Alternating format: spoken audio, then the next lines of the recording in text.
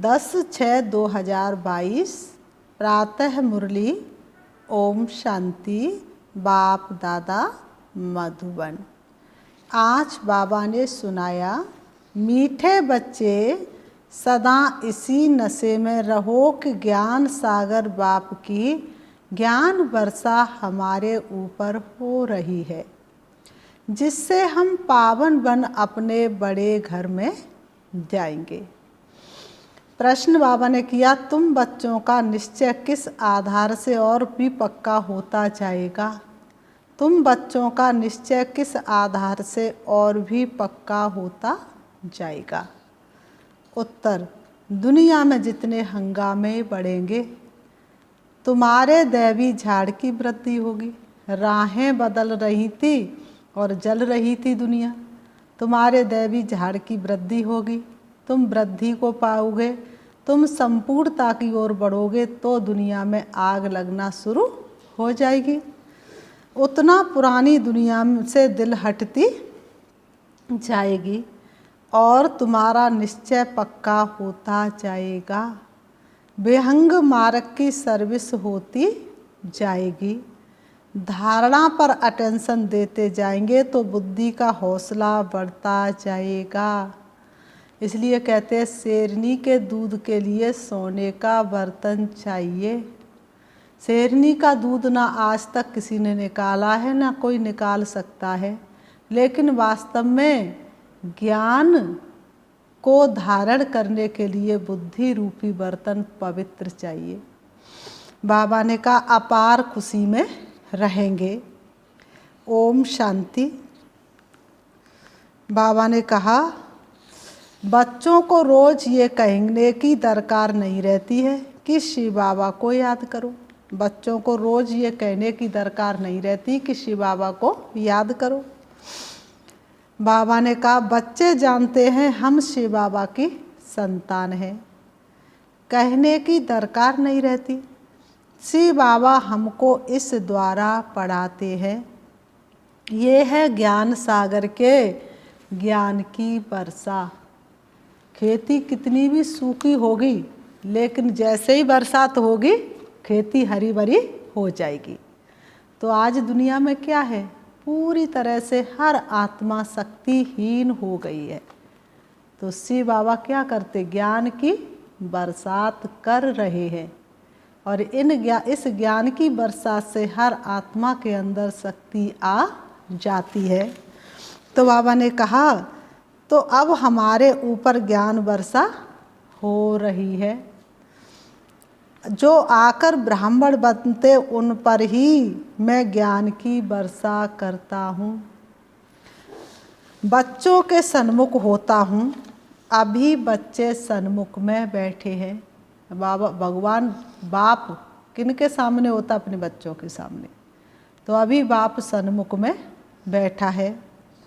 बाबा घड़ी घड़ी सन्मुख होने का नशा चढ़ाते हैं। माया फिर नशा उतार देती है। शिव बाबा कहते मैं तुम्हारे सामने हूँ, और माया फिर आकर के नशा उतार देती है। कब प्रवेश हो जाती है माया पता ही नहीं चलता। किसका पूरा उतार देती, किसका कम, किसका तो इतना उतार देती बिल्कुल ही नहीं रहता, और किसी किसी का थोड़ा रह जाता है। बच्चे जानते हैं हम आए हैं सागर के पास रिफ्रेश होने, अर्थात मुरली की फ़ॉन्ट धारण कर डायरेक्शन लेने। हम उनके सामने बैठे हैं, हम शिव बाबा के सामने बैठे हैं। इस ज्ञान सागर की वर्षा एक ही बार होती है, बार बार नहीं, एक ही बार होती है। बाप आते ही हैं पतितों को पावन बनाने। महिमा भी ऐसे गाते हैं पतित पावन। सतयुग में तो ऐसे नहीं पुकारेंगे, वहाँ है ही पावन, तो पतित पावन को पुकारने की जरूरत ही नहीं। वहाँ तो ज्ञान सागर की ज्ञान वर्षा से पावन बने हुए हैं। ज्ञान के साथ फिर वैराग्य भी है। बाबा ने कहा, ज्ञान के साथ फिर वैराग्य भी है। किस चीज़ का? पुरानी पतित दुनिया का बुद्धि से वैराग्य आता है। पुरानी पतित दुनिया का बुद्धि से वैराग्य आता है। ये पतित दुनिया, ये पुरानी दुनिया है। कपड़ा जब पूरी तरह से खराब हो जाता तो किसी को उससे प्यार होता है। ये दुनिया भी पूरी तरह से पुरानी हो चुकी है। बच्चे बुद्धि से जानते हैं कि अभी हम नई दुनिया में जाते हैं, पुरानी दुनिया को छोड़ना है। इसको वैराग्य अक्षर कह दिया है। जैसे बाबा नया मकान बनाते हैं तो पुराने से बुद्धियोग हटकर नए से लग जाता है। समझते पुराना खलास हो तो हम नए में जावे। बच्चे भी अंदर में कहते होंगे जल्दी जल्दी स्वर्ग की स्थापना हो जाए, तब हम अपने घर जाएं, सुखी होवे। बच्चे भी समझते हैं जल्दी जल्दी नई दुनिया की स्थापना हो जाए तब हम अपने घर जावें। पहले पहले हम साजन के साथ घर जाएंगे। बाबा ने कहा ये पियर घर है। परम धाम क्या है? पियर घर। ये छोटा हुआ बड़े बाबा का घर बड़ा घर है। ये भी पियर घर और परम धाम भी पियर घर। ये छोटा घर है और परम धाम बड़े बाबा का बड़ा घर है। तुम जानते हुए तो सभी आत्माओं का घर है। तब कहते आए एक ही घाट से जाना, एक ही घाट। अपने अपने भाग्य से हो गए 12 बाट, है एक ही घर, एक ही पिता की संतान है। लेकिन यहाँ आकर के कर्म सभी के अलग अलग हो गए, जिसके कारण कोई क्या बन गया, कोई क्या बन गया। ये तुम बच्चों की बुद्धि में है और किसकी बुद्धि में नहीं है। ये सारी बातें तुम बच्चों की बुद्धि में और किसी की बुद्धि में नहीं। आते तो अंधियारा था, अब सोच रहा है। आए तो अंधियारा था, अब सोच रहा है। ये भी समझते हो कि ज्ञान तो सब नहीं रहेंगे, घर तो सब जाएंगे जरूर। तुम बच्चों की बुद्धि में है कि अब हम अपने घर जा रहे हैं, श्रीमत पर लायक बन रहे हैं। कहाँ के लायक? मंदिर के लायक। कहाँ के लायक? सतयुग के लायक। कहाँ के लायक? पूजने लायक। बाबा ने कहा स्वर्ग के लायक बनना है।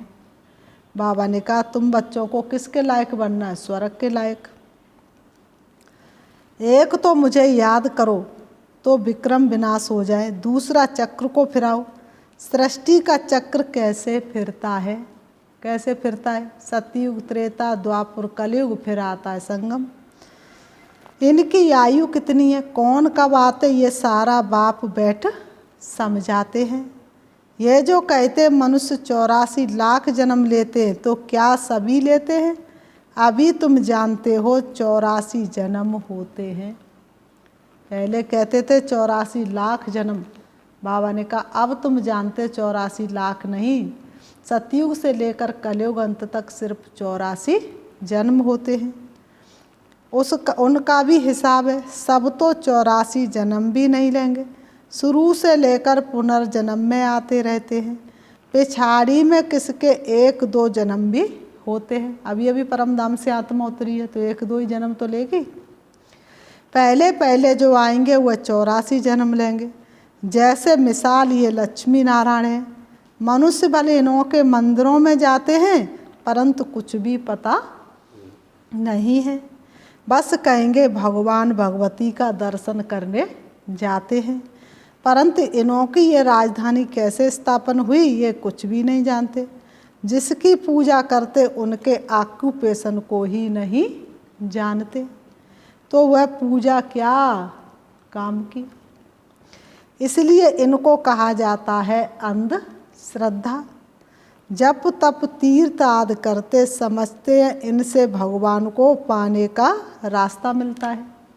जप तप तीर्थ यात्रा करते सोचते ये भगवान से मिलने के रास्ते हैं, परंतु इनसे कोई को भगवान मिल नहीं सकता।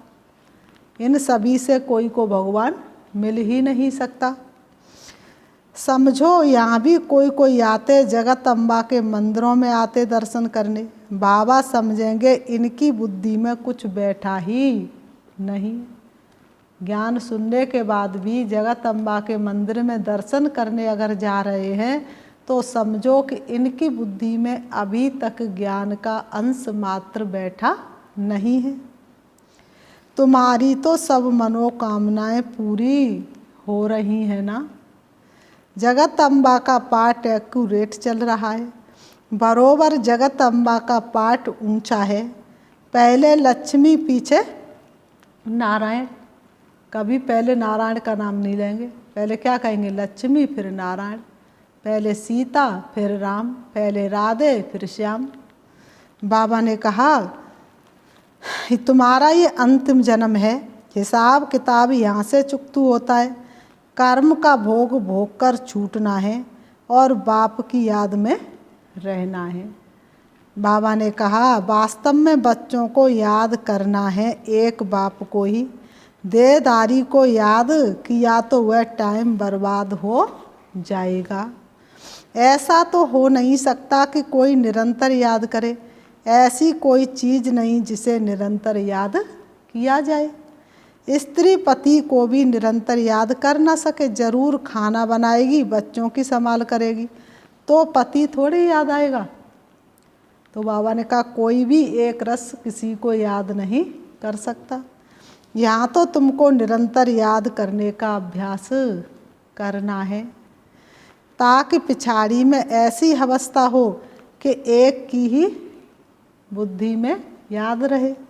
बड़ा भारी इम्तिहान है, बाबा कहते बड़ा भारी इम्तिहान है।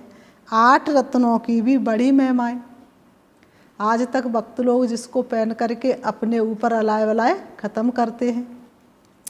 किसको ग्रहचारी बैठती है तो 8 रत्नों की अंगूठी पहनते हैं। पिछाड़ी के समय एक बाप की ही याद रहे, ये भी बुद्धि की लाइन एकदम क्लियर हो और किसकी भी याद ना आए, तब माला का दाना बन सकेंगे। और किसी की याद ना आए तब माला का दाना बन सकेंगे। 9 रत्नों की महिमा बहुत भारी है, तो अब निरंतर याद करने का अभ्यास करना है।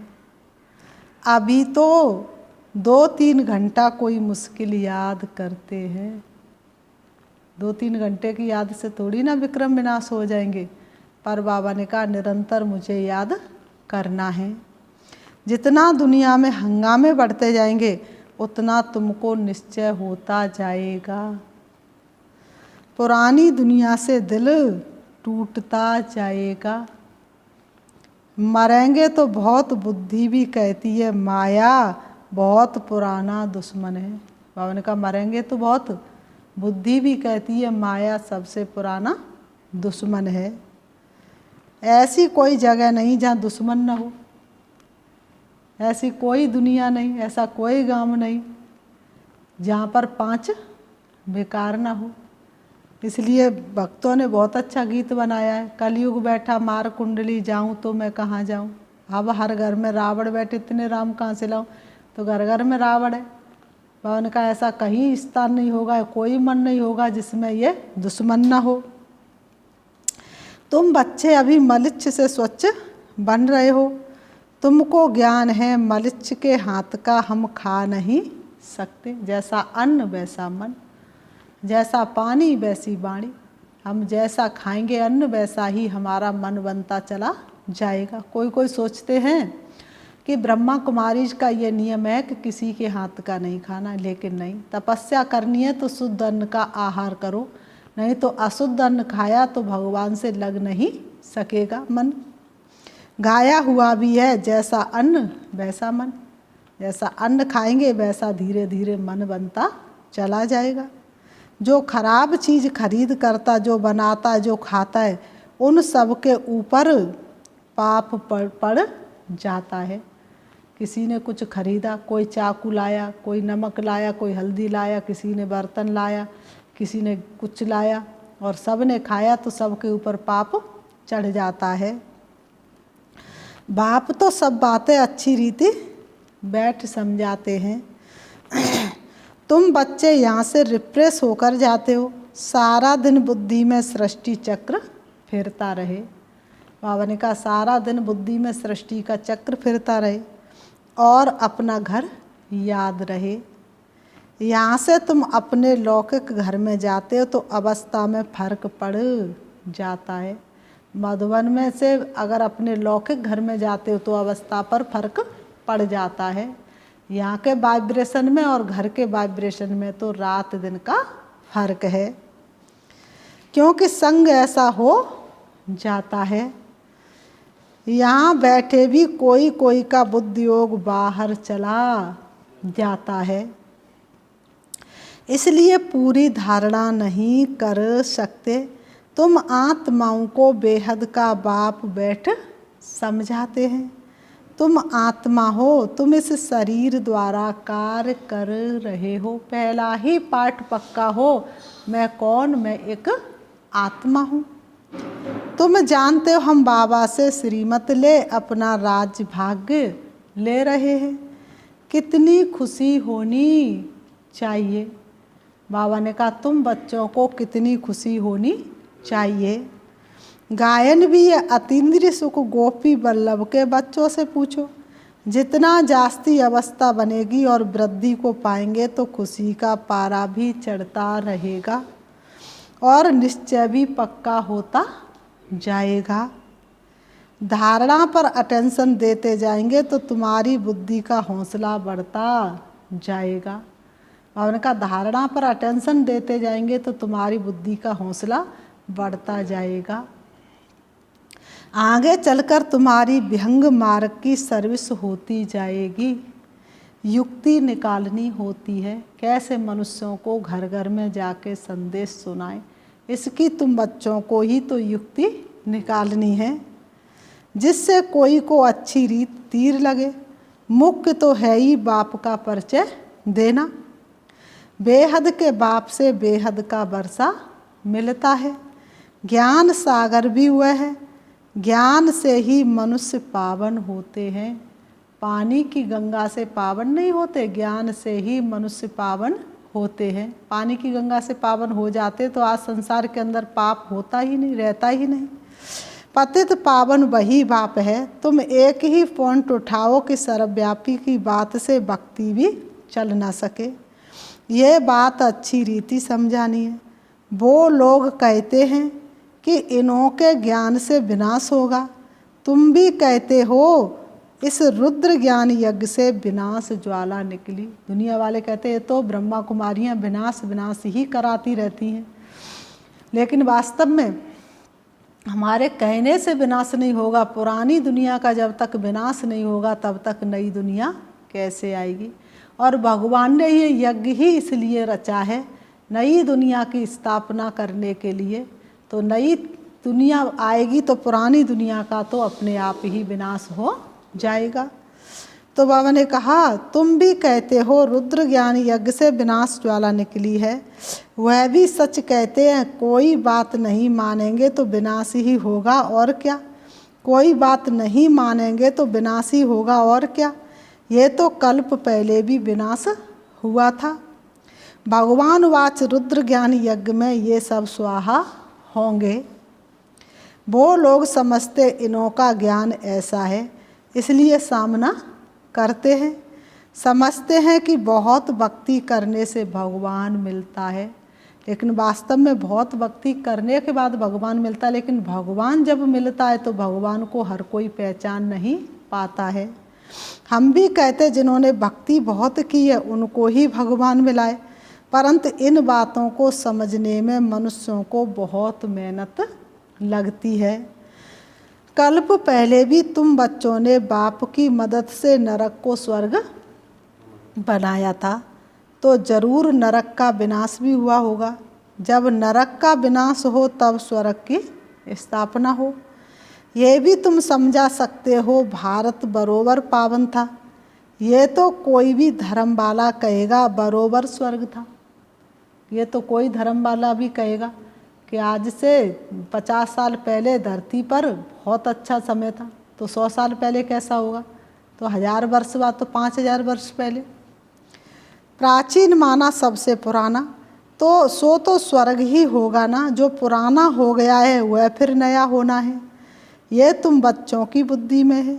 बरोबर इन देवी देवताओं का राज था, अब नहीं है। बाबा ने कहा बरोबर इन देवी देवताओं का राज था, लेकिन अब तो नहीं है ना, अब तो सिर्फ देवी देवताओं के चित्र रह गए हैं, कोई के अंदर भी देवताई गुण नहीं है। फिर से आदि सनातन देवी देवता धर्म की स्थापना करा रहे हैं। किसकी मदद से? जो सर्व का निराकार बापू जी है, सर्व आत्माओं का बाप। इन बातों को तुम जानते हो, तुम कितने साधारण हो। बाप कहते मैं भी गरीब निवाज हूँ। कभी भगवान को अमीरों का भगवान नहीं कहा, हमेशा भगवान को गरीबों का भगवान कहा, अर्थात भगवान गरीब निवाज है। तुम्हारे पास क्या है? तुमने सब कुछ भारत के ऊपर स्वाहा किया है। तुम्हारी कितनी बड़ी रावण से लड़ाई है, तुम्हारी रावण से कितनी बड़ी लड़ाई है।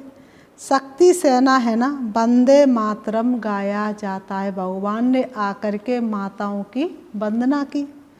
अपवित्र पवित्र की वंदना करते। कौन सी माता? वह धरती माता समझ लेते हैं। तो जैसे ही सुबह उठेंगे अच्छे वक्त, चारपाई से उठने से पहले धरती के जरूर पैर छुएंगे। परंतु ये तो धरती पर रहने वालों की बात है, जगतम्बाए तो बच्चे भी हैं। ये दिल वाला मंदिर यादगार बना हुआ है, नीचे तपस्या कर रहे और ऊपर स्वर्ग दिखाया है। कुमारियाँ अदर कुमारियाँ भी हैं, इनको माता भी कह देते हैं। तुम कहते हो बाबा हम तो बी के हैं, हमको माता न कह बेटी कहो, हम कुमारी हैं। कितनी गुहा समझ की बात है, परंतु उठा नहीं सकते हैं। पुराना जन्म जन्मांतर का भान बैठा हुआ है, वह टूटता ही नहीं है। तुम्हारी बुद्धि में है कि बाबा हमारे सामने बैठे हैं, तुम्हारी बुद्धि में है कि बाबा हमारे सामने बैठे। तुम सामने हमारे, तुम साथ हो हमारे, हो प्राण प्यारे बाबा सदा साथ हो हमारे। आत्माओं से बात कर रहे हैं। बाप के इस शरीर में प्रवेशता है। बाबा आकर अलौकिक दिव्य कर्तव्य करते हैं। पतित को पावन बनाने के लिए पढ़ाते। पूरी याद रहनी चाहिए, बाबा की तुम बच्चों को पूरी याद रहनी चाहिए। हमको पतित पावन से बाबा पढ़ाते हैं। पतित पावन सबसे ऊंचा हुआ, फिर बाप टीचर भी है। पहले पहले अक्षर ही आना चाहिए पतित पावन। उनको याद करते हैं, ओ गॉड फादर आओ, आकर फिर से हमें राजयोग सिखलाओ। बाप भी कहते हैं फिर से तुम बच्चों को सहज ज्ञान योग सिखला रहा हूँ। इसमें पुस्तक आदि की कोई बात नहीं। बाबा ने कहा सहज राजयोग सिखला रहा हूँ, लेकिन इसमें पुस्तक आदि की कोई बात नहीं। ये तो उन्होंने नाम रख दिया है। अब तो बाप तुमको लायक बनने की शिक्षा दे रहे हैं। अब तो तुमको सतयुग का लायक बनने की श्री बाबा शिक्षा दे रहे हैं। नित्य नई फॉन्ट मिलती है। ओ बाबा तेरी मुरली बड़ी है सुहानी, तो मुरली से क्या होती है? नित्य नई पॉइंट मिलती है। और गीताएं ग्रंथ आदि जो बनाते उनसे कोई एडिशन व कटकूट नहीं करते, वही सुनाते हैं। बाबा ने कहा यहाँ एडिशन किया जाता है, कटकुट भी किया जाता है। रोज़ नई नई फॉन्ट मिलती हैं। नॉलेज बड़ी वंडरफुल है, जो और कोई शास्त्रों में नहीं है। काम महाशत्रु है। भगवान वाच दे सहित सबको भूल जाओ, मेरा तो शिव बाबा ना दूसरा है कोई। एक को याद करो, मैं तुम सब आत्माओं को वापस ले जाऊंगा। मैं अकाल मूर्त कालों का काल हूँ। मैं सब बच्चों को लेने आया हूँ। शिव बाबा कहते एक को लेने नहीं आया हूँ, सबको लेने आया हूँ, इसीलिए किसी को छोड़ करके नहीं जाने वाला हूँ। तो तुमको खुशी होनी चाहिए। किसी का बाप लेने के लिए आ जाए तो खुशी होगी ना। तुम जानते हो अभी हम घर जाते हैं, जल्दी होशियार हो जाएं। बाबा से वर्षा तो ले लेवे, तब तक लड़ाई ना लगे। बाबा कहेंगे मैं थोड़े ही कुछ कर सकता हूँ, पहले रिहर्सल होगी। बाबा ने कहा सोचो कि विनाश हो रहा है और तुम कहो बाबा रुक जाए विनाश। बाबा ने कहा मैं इसमें कुछ भी नहीं कर सकता हूँ। अभी तो राजा याद भी नहीं आए हैं, राजस्थान पर भी समझा सकते हो। बोलो तुमको पता है कि राजस्थान नाम क्यों पड़ा है? भारत में लक्ष्मी नारायण का राज्य था ना, फिर से वह राजस्थान होना चाहिए। सो अब फिर से स्थापन हो रहा है, हम जानते हैं, परंतु बुद्धि में जब बैठे तब खुशी का पारा चढ़े। भक्ति मार्ग में इन देवताओं के मंदिर बनाते हैं। भारत में कितना धन था, हम फिर से इनको देवी राजस्थान बनाते हैं। इन बातों को आकर समझो। समझाने का भी उमंग होना चाहिए। ये भी सेमिनार है ना, कैसे सर्विस करनी चाहिए। बाबा ने समझाया है। कुमारियाँ, माताएं, गोप सब इकट्ठे सुनते हैं। ऊंचे ते ऊंचे एक भगवान है, कृष्ण नहीं। तो राजस्थान पर तुम समझा सकते हो। बरोबर राजस्थान था जिनों के मंदिर बने हुए हैं, फिर से हम बना रहे हैं। बाप हमको राजयोग सिखा रहे हैं, तुम भी ट्राई करो आधा कल्प के लिए, फिर कभी रोना नहीं पड़ेगा। हम राम की श्रीमत से रावण पर जीत पा रहे हैं। सतयुग त्रेता में तुमको बिल्कुल रोना नहीं पड़ेगा। अक्षर सुनेंगे तो अंदर जचेगा।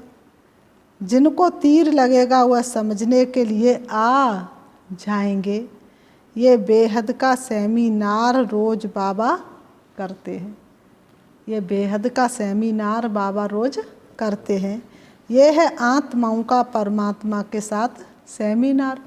फिर बाबा ने कहा अच्छा मीठे मीठे सिकी लते बच्चों प्रति मात पिता बाप दादा का याद प्यार और गुड मॉर्निंग। रूहानी बाप की रूहानी बच्चों को नमस्ते।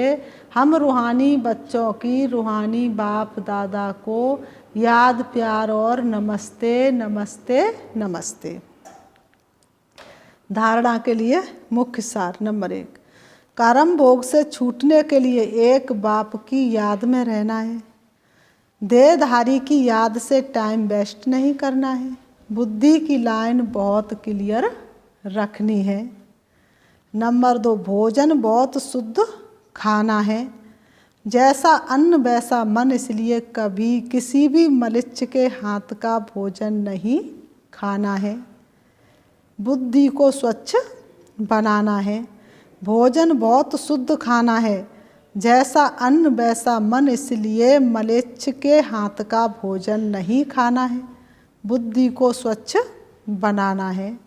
वरदान, रूहानी संपेथी द्वारा सर्व को संतुष्ट करने वाले सदा संपत्तिवान भव।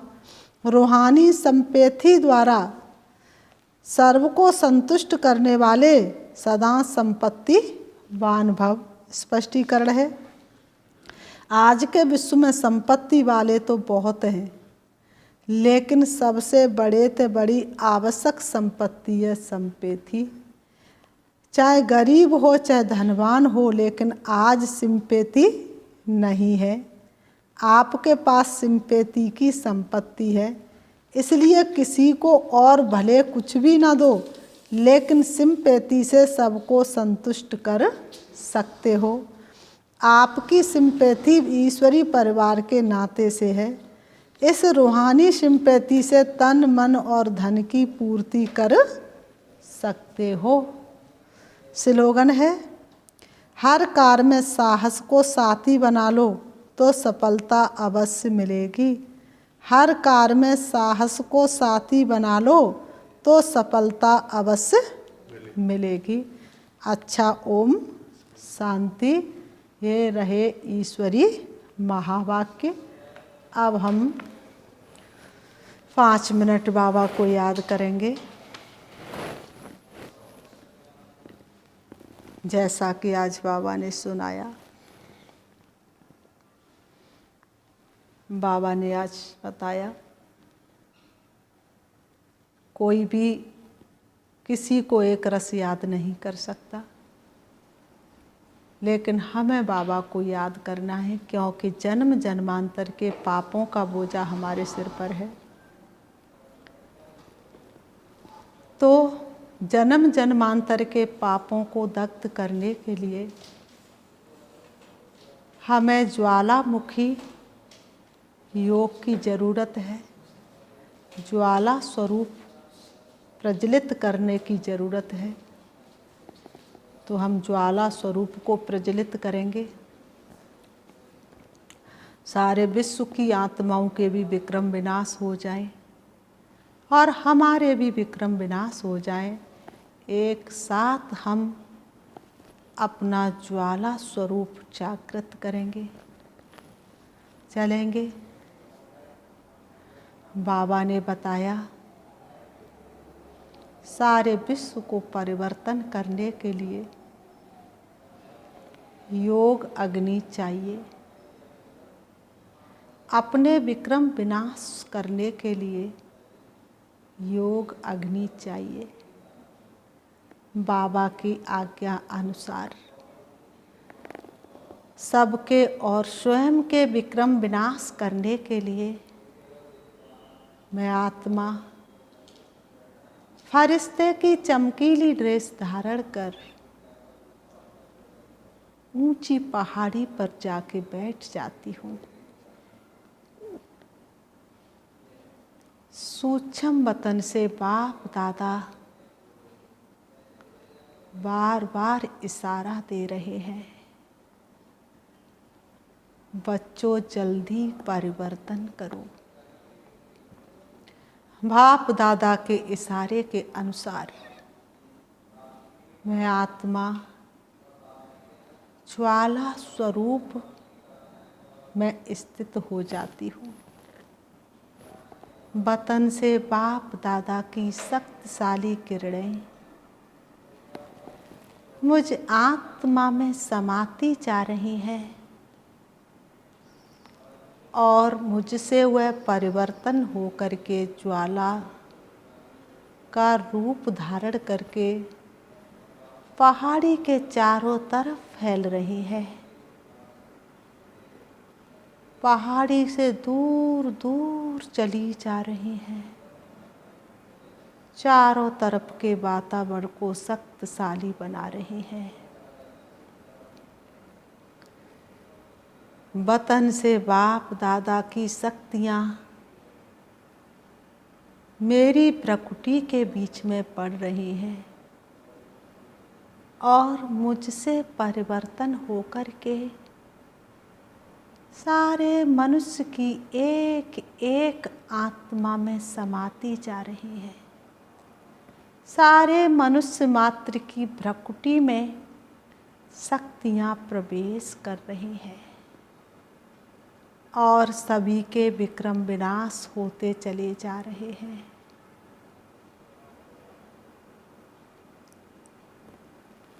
सारी सृष्टि के जितने भी क्रूर जीव जंतु हैं, मेरी शक्तियाँ मुझसे निकलती हुई शक्तिशाली किरणें उन सभी के ऊपर पड़ रही हैं। वह अपना